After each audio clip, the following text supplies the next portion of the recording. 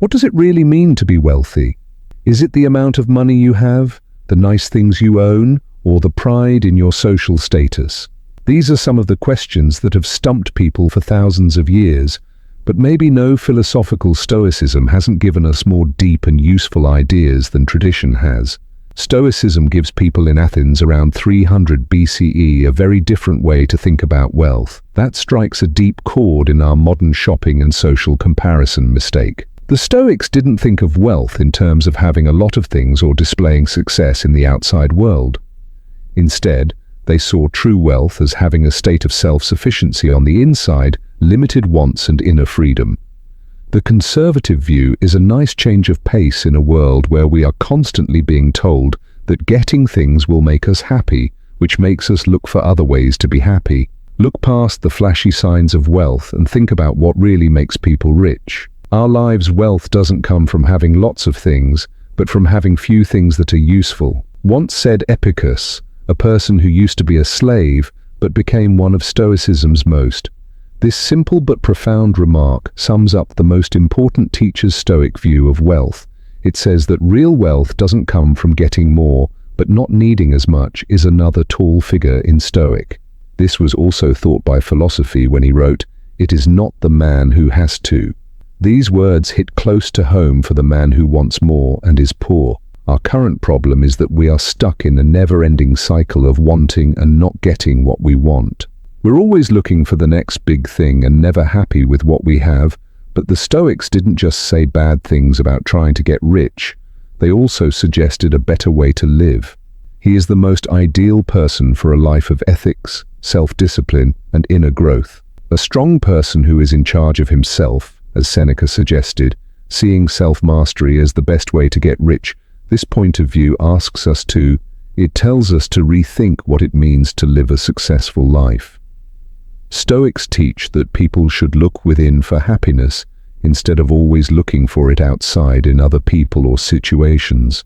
That real wealth comes from being able to be happy in the present, grow in knowledge and bravery, and live in line with our deepest values.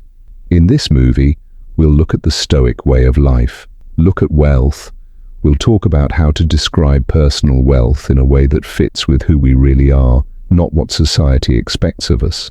We'll talk about how knowing what is enough can free you and how it can let go of the shackles of never-ending wants.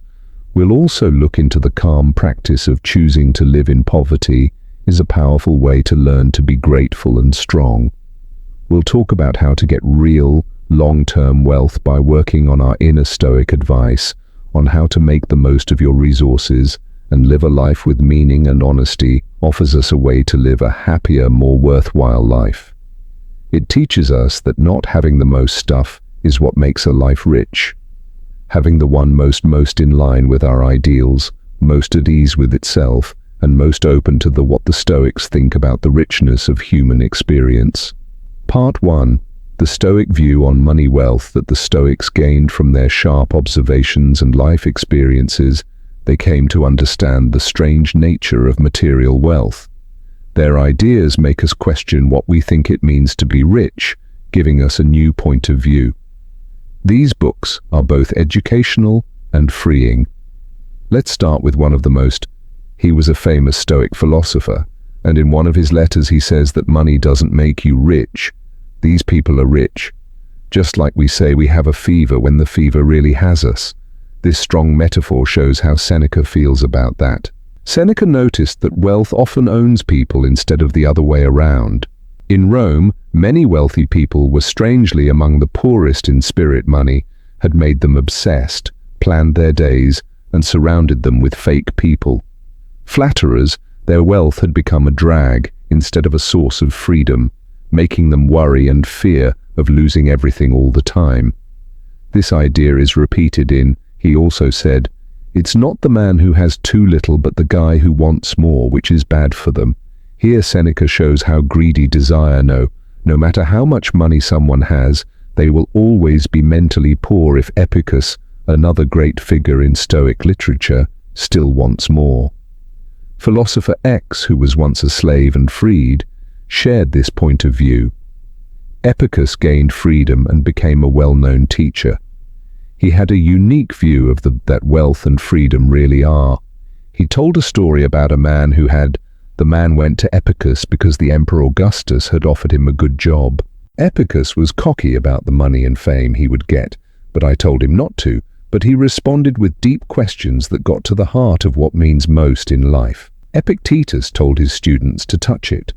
When the man said he would make a lot of money, Epictetus said yes. For not much in return, the man said, a lot of people would learn his name. When the man said his name would be used, Epicus asked, "Are you going to be there every time someone says your name?" Epicus said that a rock with your name carved into it would last longer than him. When the man said he wore a gold crown, Epicus gave the kudras to him and said they would make him a new crown of roses on you for your funeral. You'll look even more beautiful that way. The conversation in the Epic of Titus shows how temporary and unsatisfying external markers are. When it comes to money and success, he tells us to look past the obvious wins and think about what it really costs to try to get rich. The sacrifices, the compromises, and Marcus Aurelius, the Stoic philosopher, said that it often comes with mental poverty. King also spoke on the subject. He famously said, "We all love ourselves more, that we care more about what they think than what we think." This observation shows how our ideas about wealth are often shaped more by what other people expect of us, and rather by our own beliefs and sense of fulfillment than by what other people think of us. The Stoics understood that real wealth comes from being free on the inside. Epictetus said that wealth is not having things but being happy and in control of yourself. Have a lot of things but not many wants. This extreme redefining of focus shifts from outward accumulation to internal growth when we're rich. Cultivation by taming our wants and growing happiness with what we have. Stoics say that we can achieve what we want by developing our inner powers. Wealth that lasts longer and makes you happier than material wealth these old. These ideas make us think again about what it means to be rich and successful in the modern world. They want us to think about whether the size of our truly makes us better. Money in the bank, the number of things we own, or can we find a deeper, longer-lasting kind of wealth by ruling ourselves and controlling The Stoic view on wealth is to set aside your wants and focus on what really counts in life. Provides a way for us to be free from the never-ending circle of desire and being unhappy, being free from other people's views, and being able to living a life that is in line with our core values. By accepting this point of view, we've reached a level of wealth that no market crash and no thief can take away. Can take the wealth of a well-lived life, calling personal. What does personal wealth really mean? As we continue to look at the Stoic view of wealth, we now move on to a Stoics understood that real wealth was based on a key idea that defines personal wealth. Subjective and goes beyond just having a lot of money.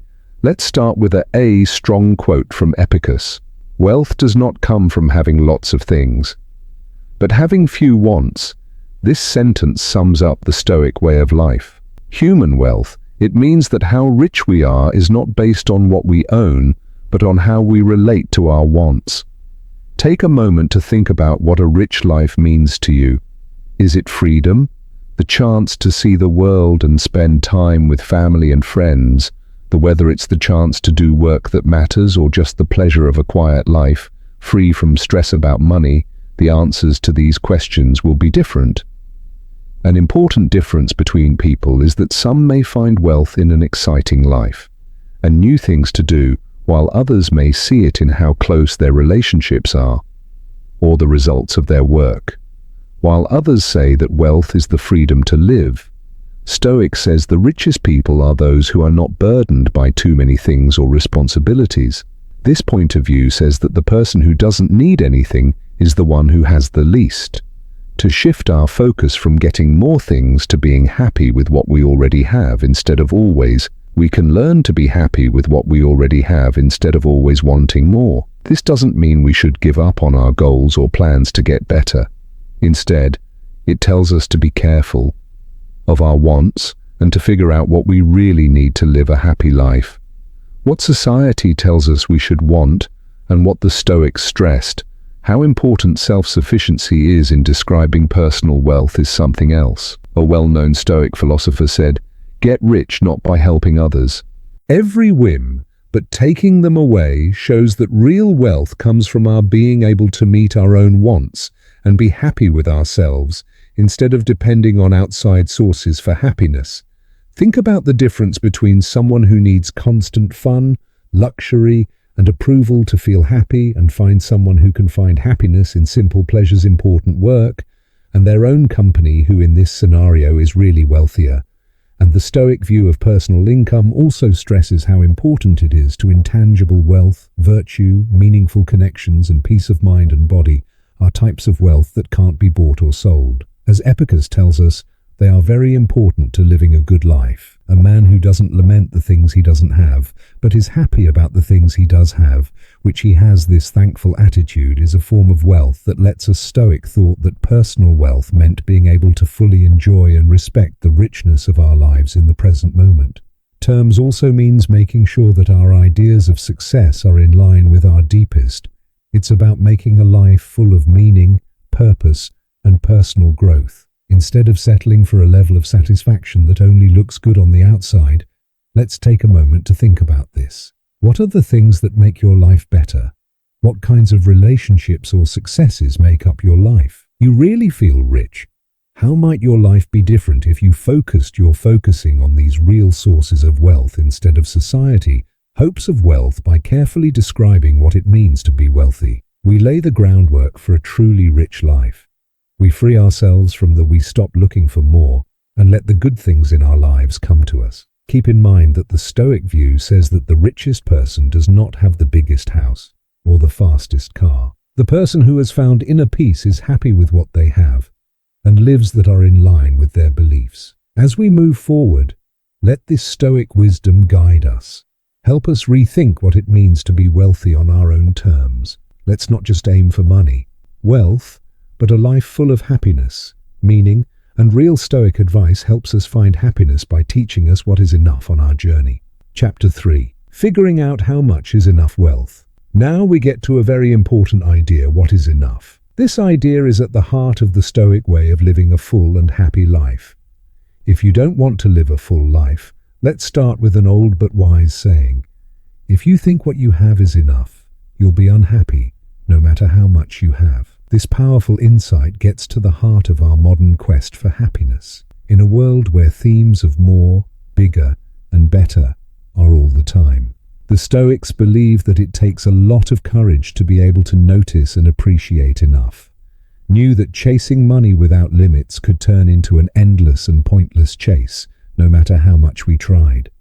Build up, there's always more to want and more to do. Desire that never ends doesn't bring long happiness. Instead, it can take away our joy.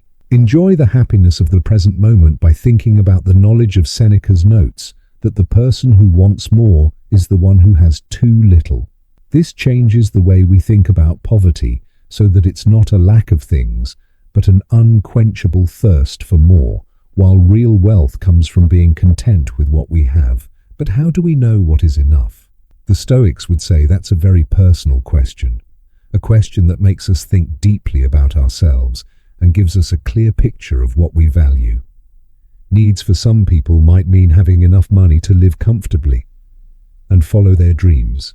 For some, it might mean being able to support their family and make a difference in the world. Community. The key is to figure out what enough means based on our basic needs and wants. Epictetus speaks about principles instead of societal expectations or short-lived wants. He is a wise person who doesn't lament the things he doesn't have, but is happy about the things he does have. This focusing on and appreciating what you already have is a strong way to fight the never-ending desire for more. With what we already have, we can feel rich in a way that extra money can't give us. There's a famous story that shows this point very well at a party where author Kurt Vonnegut tells his friend Joseph Haler that their host, a hedge fund manager, had made more money. Haler made more money in one day than from his hugely famous book. Catch-22 about its past, Haler says. Yes, but I have something he will never know. To have enough This story shows how the conservative view of enough works. It's not about getting the most things, it's about realizing that what we already have is enough. Another Stoic teacher says to find happiness in what you have and make yourself. You don't get rich by giving in to every whim, you get rich by getting rid of them. Enough isn't just a cap on our wants, it's also a way to work on regulating and improving them. By being happy and using moderation, we can free ourselves from the tyranny of always wanting more. We make room in our lives for what is truly real important things like lasting relationships, personal growth, and helping others. An inner peace that comes from knowing enough also helps us be more deliberate. We can choose how to use our resources instead of always wanting more. We can work on making good use of what we have in ways that are in line with our values. Bring real happiness. So how can we use this knowledge? Here are some ideas. A few ideas for regularly thinking about what you really need for a happy life. Tell the difference between real needs and short-term wants. 2. Practice. Thank you every day and take the time to enjoy what you already have. 3.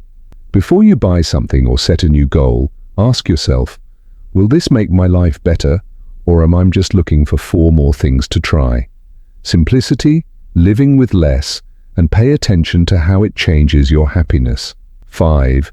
Measure success on your own terms based on your goals, not what other people expect of you. Remember that the Stoics believed that true wealth, it's not about having the most, but about needing the least. When we accept what is enough, we let a wealth that goes far into our lives. Beyond worldly things, the wealth of being happy and having a purpose in life. If we understand this principle, we may already have more than enough. In that understanding lies a type of wealth that one of the strangest ideas we've heard is that you can't buy poverty. Chapter 4. Living in poverty. One of the most powerful Stoic techniques for building real wealth is practicing poverty. Today, when we often think of wealth as meaning comfort and plenty, this may sound strange, but the Stoics knew that choosing to be uncomfortable and lacking things, could even putting things off for a while, can lead to deep thoughts and personal growth. Let's start with Seneca's advice. Set aside a certain number of days to do this, during which you will be happy with the sexiest and cheapest fair clothes that are rough and clingy, telling you the whole time, is this the condition I was afraid of?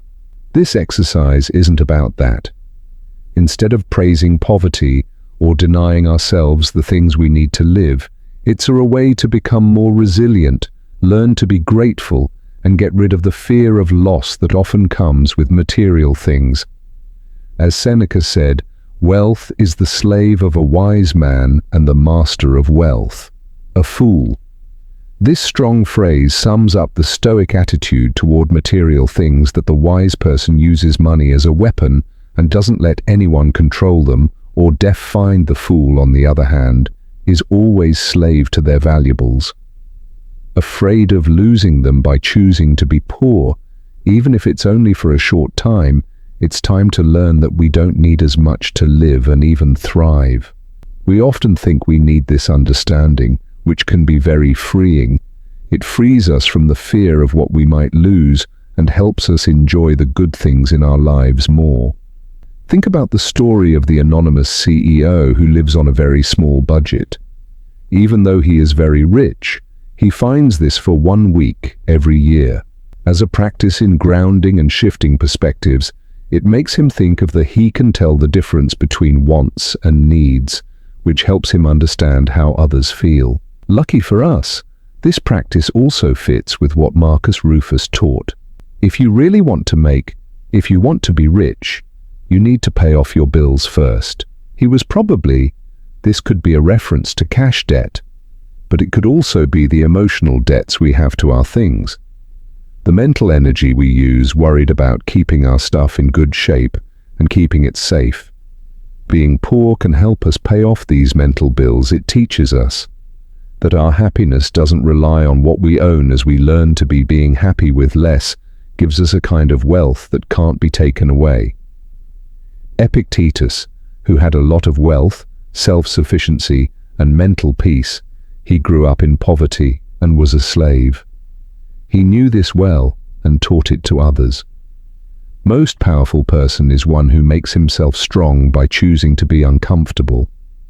Shortage, we learn to control ourselves and be strong, and we show ourselves that we can deal with problems, which boosts our confidence and sense of personal power. Let's do this Stoic exercise in the current world. Here are some ideas. Try living on a very small budget for a week, eating simple foods, and not spending money on things you don't need. A capsule wardrobe, which means you can only wear a few pieces of clothes for a month. 3. Look into digital poverty. Practice by setting a time limit on your entertainment and technology use for a certain amount of time. Then, spend the weekend camping or in nature with just the bare essentials. 5. Give their time to shelters or food banks. To see things in a different light and develop empathy, keep in mind that the goal is not to romanticize poverty or deny ourselves for good. It's to gain perspective, become stronger, and get rid of the fear and worry that often come with it. As we do this, we may realize that we don't need nearly as much stuff as we thought we did to be happy. If we're happy, we might find a depth in simplicity that we didn't know was there. And we might become the wise person that Seneca wants us to be, for whom wealth is valuable, is only a tool, not a boss. By living in poverty, we ironically make ourselves more poor.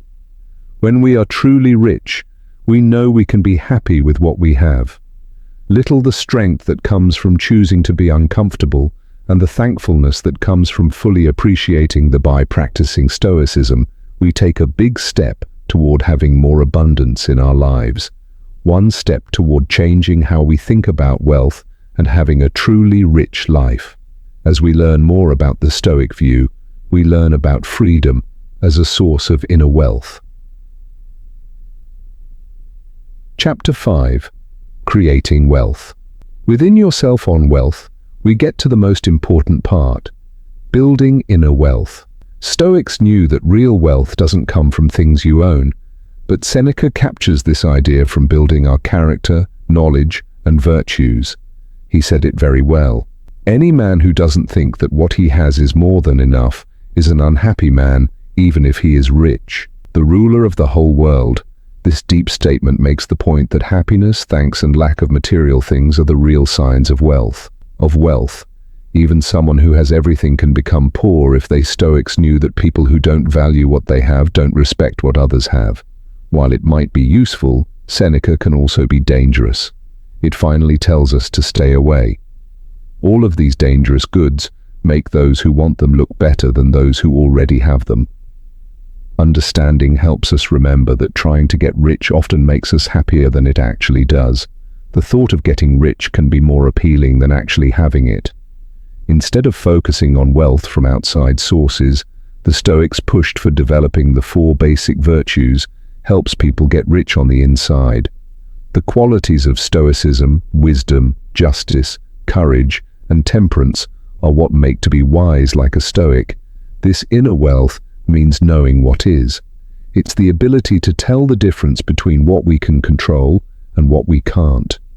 What we can't do and what we should do to focus on the former justice is about. It's living in peace with others and doing what's best for everyone. Realizing how we are all linked and being fair-minded.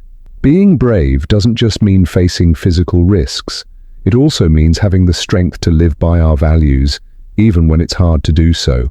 Temperance is a strength that means putting what's right ahead of what's easy or popular. Moderation and self-control mean being able to control our wants and needs.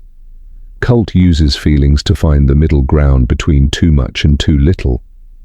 When we work on these traits, we create our own kind of wealth. While material things can be lost or stolen, our inner traits will always be there, with us no matter what happens in the outside world. But the Stoics also understood the alluring power of outside goods. Stoic warns against anything that cheers from the crowd, high office wealth, or self-indulgence.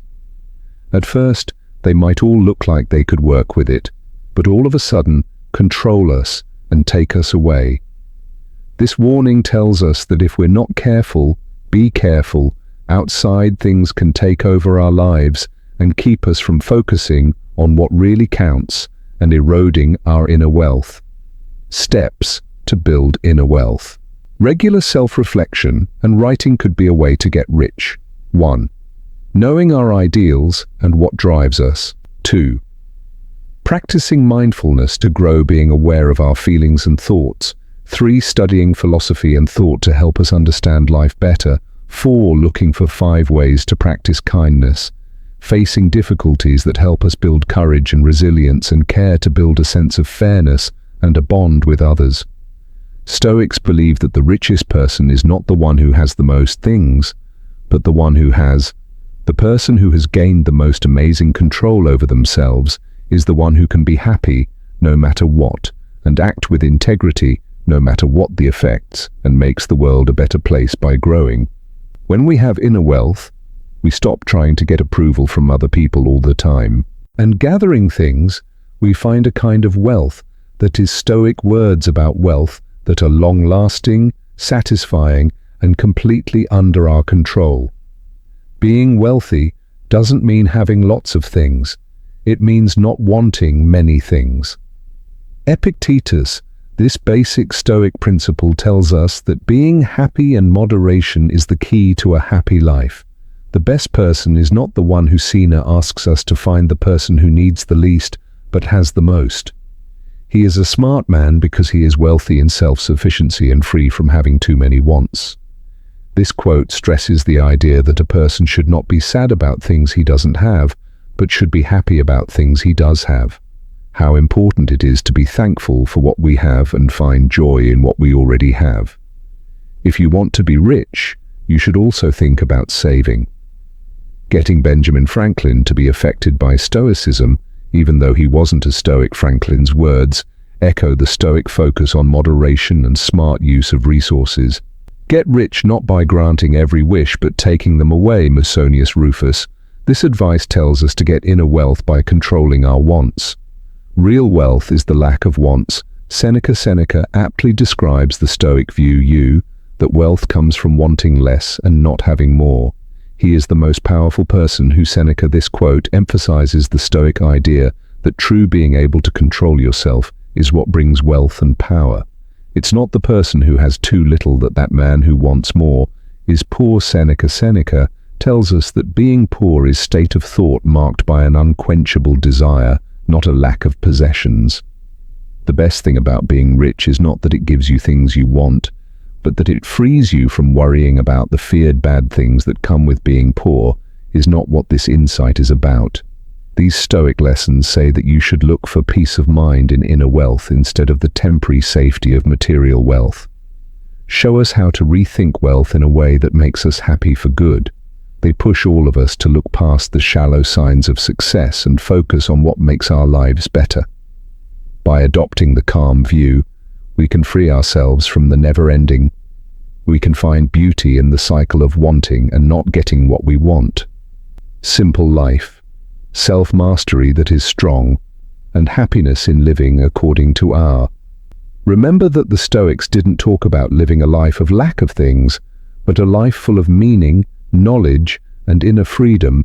They understood that what we own doesn't really make us rich. Who we are and how we live do. As we come to the end of our look at the Stoic view on wealth, I hope you've learned something useful. We've been through the Stoic teachings on inner freedom, contentment, and personal ideals to rethink what real wealth means. Knowing what's enough, living in poverty, and growing inner wealth. These timeless ideas offer a strong contrast to the never-ending desire of material wealth in today's world. They tell us that real wealth isn't in what we own, but in I encourage you to use these Stoic ideas to change the way you think, act, and deal with life. Think about what wealth means to you and how you can get more of it. Daily happiness and inner wealth. Remember that it's about balance and using money as a tool, not as an end in itself. Letting it master us. If this strikes a chord with you, learn more about Stoicism, literature from the past and the present, and please share your ideas in the comments. What do these ideas mean to you? What problems do you think you'll face if you found this useful? If you want to read more about how philosophy can be used in everyday life, please consider joining. Your support helps us keep going. This work, thank you for working with me, and in the words of Seneca, the most wealth is a lack of wants. May you find wealth in simplicity and strength in self-mastery and happiness in living out your beliefs until we meet again. Live well and do well in the most calm way possible.